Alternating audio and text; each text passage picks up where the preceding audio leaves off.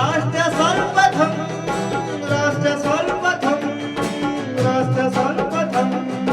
राष्ट्र सर्वप्रथम। लोकसभा में उड़ीसा से बीजेपी सांसद नावाचरण मांझी द्वारा पूछे गए प्रश्नों का जवाब देते हुए सामाजिक न्याय एवं अधिकारिता मंत्री डॉक्टर वीरेंद्र कुमार ने कहा कि सामाजिक न्याय एवं अधिकारिता मंत्रालय द्वारा सरकार दिव्यांगजनों का एक राष्ट्रीय डेटाबेस तैयार करने और प्रत्येक दिव्यांगजन को विशिष्ट पहचान पत्र जारी करने के उद्देश्य से यूडीआईडी कार्ड योजना लागू की गई है। वहीं उन्होंने बताया कि वर्ष 2017 में इसकी स्थापना के बाद से अभी तक सभी राज्यों और केंद्र शासित प्रदेशों के 783 जिलों में 1,12,22,237 जिसमें 74,24,110 पुरुष और 37,98,125 दिव्यांगजनों के यूडीआईडी के कार्ड बनाने का नया संस्करण 6 मई से शुरू किया गया है। स्पीकर सर,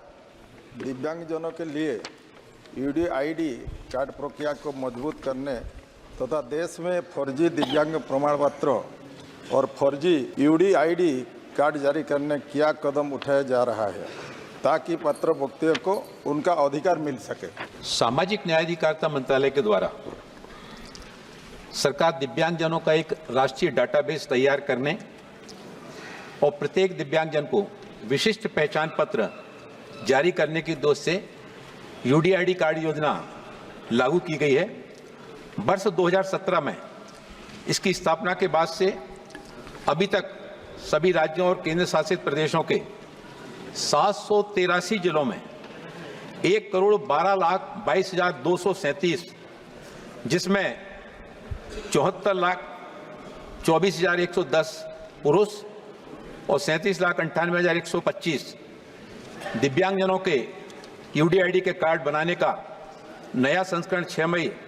ये बनाए गए और 6 मई को नया संस्करण शुरू किया गया। सरकार पिछले 10 वर्षों में जिस संवेदनशीलता के साथ में काम करने के लिए कदम आगे बढ़ाए गए हैं उसमें यूडीआईडी कार्ड योजना आने वाले समय में दिव्यांगजनों के सशक्तिकरण की दिशा में एक बहुत महत्वपूर्ण कदम साबित होगी। उड़ीसा राज्य के दिव्यांगजनों के पुनर्वास और आर्थिक सशक्तिकरण के लिए विभाग द्वारा क्या पहल की गई है तथा दिव्यांगजनों के लिए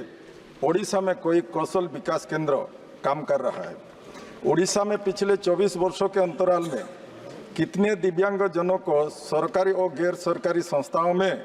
नौकरी मिली है और बहुत से दिव्यांग खिलाड़ी हैं जो भारत का नाम बहुत से खेल में गौरवान्वित किए हैं। उनके भविष्य के लिए पिछले उड़ीसा सरकार ने क्या क्या सहायता और आर्थिक मदद किया है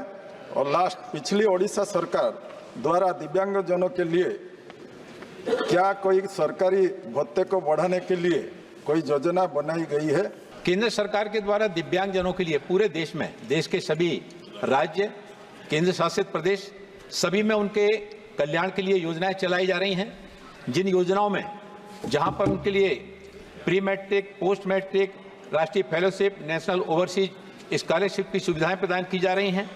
वहीं इसके साथ ही साथ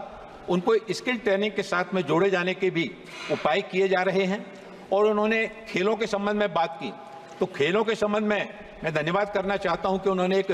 महत्वपूर्ण बिंदु की तरफ और उस प्रश्न के माध्यम से सदन का जो ध्यान आकर्षित कराया है, मैं आपके माध्यम से बताना चाहता हूं 2014 के बाद देश के प्रधानमंत्री आदरणीय नरेंद्र मोदी जी के नेतृत्व में जिस तरह से दिव्यांगजनों के सशक्तिकरण के लिए कदम उठाए गए हैं उसमें 2016 दिव्यांगजन अधिकार अधिनियम जिसमें दिव्यांगजनों के लिए बहुत सारे प्रावधान किए गए। जो दिव्यांगता की श्रेणी 7 श्रेणियां थी उनको बढ़ाकर 21 किया गया। जो सरकारी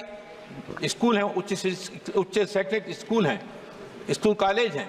उनमें एडमिशन को भी आगे 3% से बढ़ाकर 5% किया गया। बेंचमार्क नौकरियों में भी सरकारी नौकरियों में दिव्यांगजनों के लिए आरक्षण बढ़ा करके 4% किया गया। मैं आपके माध्यम से सदन को बताना चाहता हूं, ग्वालियर में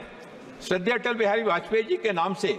एक दिव्यांग खेल केंद्र ग्वालियर में प्रारंभ किया गया लगभग 170 करोड़ रुपए की लागत से, जिसमें दिव्यांगजनों की उनकी जरूरतों को ध्यान में रखते हुए तरह तरह के खेल के कोर्ट का वहां पर निर्माण कार्य कराया गया। और यह देश का दिव्यांगजनों के लिए समर्पित पहला खेल केंद्र जो श्रद्धेय अटल बिहारी वाजपेयी जी के नाम से प्रारंभ किया गया है। और मैं आपको बताना चाहता हूं, पिछले 10 वर्षों में जिस तरह से खेलकूद की गतिविधियों में दिव्यांगजनों को आगे बढ़ाने के लिए सरकार के द्वारा जो प्रयास किए गए हैं उन प्रयासों का परिणाम यह है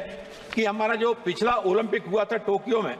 ओलंपिक के बाद पैरा ओलंपिक खेलों का आयोजन हुआ था। उस पैरा ओलंपिक खेलों में हमारे देश से 54 दिव्यांग खिलाड़ी भाग लेने के लिए गए थे, जिसमें 19 मेडल जीत करके हमारे दिव्यांग खिलाड़ी जीत करके आए थे। इसी तरह से उसके पहले ब्राजील में रियो में हमारे दिव्यांग खिलाड़ी भाग लेने के लिए गए थे, जिसमें हमारे 19 खिलाड़ी भाग लेने के लिए गए थे और 4 मेडल जीत करके आए थे। जो 16 में हुआ था और 16 के बाद में फिर जो टोक्यो ओलंपिक का 4 साल के बाद जो दूसरा खेल हुआ, जिसमें हमारे देश के 54 दिव्यांग खिलाड़ी भाग लेने के लिए गए, 19 मेडल जीत के आए। ये इस बात को बताता है कि आदरणीय प्रधानमंत्री नरेंद्र मोदी जी के नेतृत्व में सरकार दिव्यांगजनों के सर्वांगीण विकास के लिए पूरी तरह से समर्पित भावना के साथ में काम कर रही है। राष्ट्र सर्वप्रथम